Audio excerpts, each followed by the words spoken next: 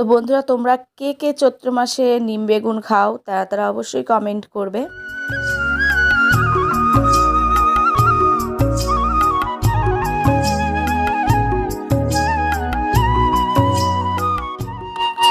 নমস্কার বন্ধুরা, welcome back to my channel.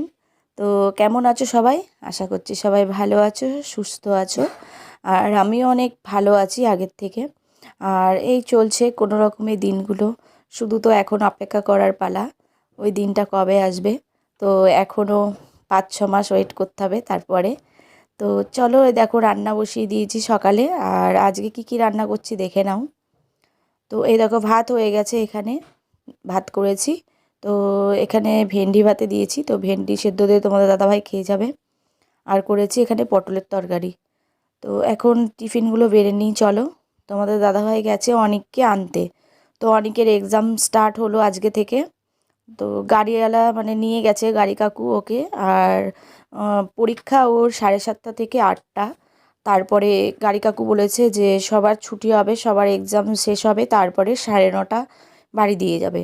তো তোমাদের দাদাভাইকে বললাম যে যাও, তুমি তুমি গিয়ে ওকে নিয়ে আসো, নাহলে অনেকক্ষণ ছেলেটাকে বসে থাকতে হবে, প্রায় 1.5 ঘন্টা। তো সেই কারণে তোমাদের দাদাভাই গেছে অনেককে আনতে।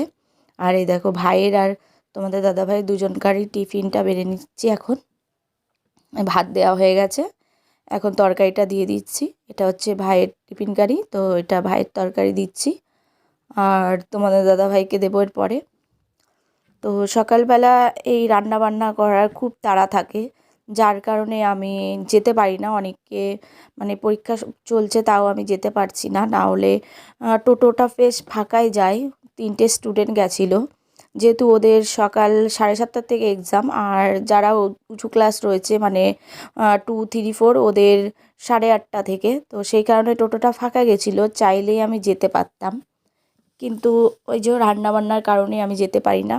মায়ের তাহলে চাপ পড়ে যাবে, পুজো দেওয়া থাকে, বাসি কাজ ছাড়া থাকে। তো এগুলোর জন্যই আমি যেতে পারি না। আর এই দেখো উচ্ছে ভাজাটা একটু হলে হয়ে যাবে। আর তাছাড়া আমি বেগুন ভাজা করে নিয়েছি, তো বেগুন ভাজা আমার রান্না বান্না কমপ্লিট। আর দেখলে টিফিন গোছানো হয়ে গেছে। আর এই যে রাস্তায় এসে বসে রয়েছি আমাদের পাঁচিলটার উপরে। ওই দেখো অনেক বাড়ি আসছে, তো খাবার দাবার নিয়ে আসছে মনে হচ্ছে। কি রে, তোদের এত দেরি হলো কেন?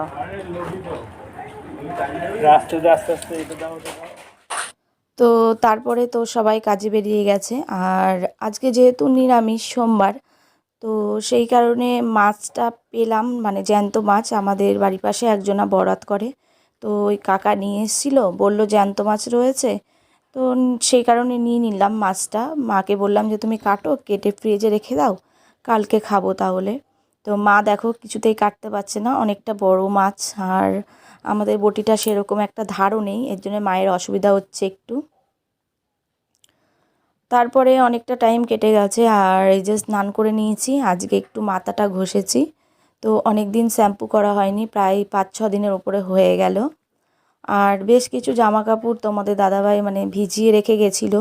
তো অনেককে যেহেতু আনতে গেছিলো, সেই কারণে আজকে তোমাদের দাদাভাই নিজের জামা কাপড়গুলো কাচতে পারেনি, তো সেগুলো আমি আস্তে আস্তে করে বসে কেচে দিলাম। আর চলো এবার জামা কাপড়গুলো মেলে দিই। তার সঙ্গে একটা বিছানার চাদরও ছিল। তো বিছানার চাদরগুলো মানে ভারী চাদর এখন বেশি ব্যবহার করি না, পাতলা চাদরগুলোই ব্যবহার করি প্রেগনেন্সির পর থেকে। আর খুব রোদ্দুর ছাদে, সেই কারণে আগে ছাদের চটিটা পরে নিলাম। তারপরে আবার পুজো দিতে হবে, তো ঝটপট করে আগে জামা কাপড়গুলো নেড়ে নিই। তারপরে গোপালকে একবারে দুপুরের সেবাটা দিয়ে তারপরে নামবো একবারে। আর আজকে একটা জিনিস করেছি, তো সেটা হচ্ছে নিম বেগুন। আর বেগুনটা আলাদা করেছি, আর নিম পাতাটা এই দেখো শুকনো করে ভেজেছি। এর মধ্যে তেল নুন কিছুই দিইনি, পাতাটা তারপরে মানে গুঁড়ো করে রেখেছি। তো আমার নিম বেগুন খেতে খুব ভালো লাগে, আমি খুব ভালোবাসি নিম বেগুনটা খেতে। তার সঙ্গে দেখো গোটা গোটা কাঁচা লঙ্কাও ভেজে রেখেছি। তোমরা চৈত্র মাসে কে কে নিম বেগুন খাও তারা তারা অবশ্যই কমেন্ট করবে। আর আমি শুনেছি বড়রা বলে যে চৈত্র মাসে নাকি নিম বেগুন খেতে হয়, এটা মানে খাওয়া ভালো। আর সব সময় তেতো জিনিসটা খাওয়া মানে বছরে একবার দুবার খাওয়া এটা উচিত আমি মনে করি। তো আমরা বছরে একবার দুবার কেন, তার বেশিও খাওয়া হয়ে যায়। আমাকে যদি তুমি প্রতিদিন না একদিন বাদে বাদে যদি নিম বেগুন দাও খেতে, আমি অবশ্যই খেয়ে নেব। আমার কাছে এতটাই ভালো লাগে, এত ভালোবাসি। তো তোমাদের সঙ্গে কথা বলতে বলতে দেখো ভাতটা আমার মাখানো হয়ে গেছে। আর এই দেখো মাখানোর পরে ভাতটা এমন হয়েছে। তো কে কে খাবে চলে এসো নিম বেগুন। তো বন্ধুরা আজকের মতো টাটা, ভালো থেকো।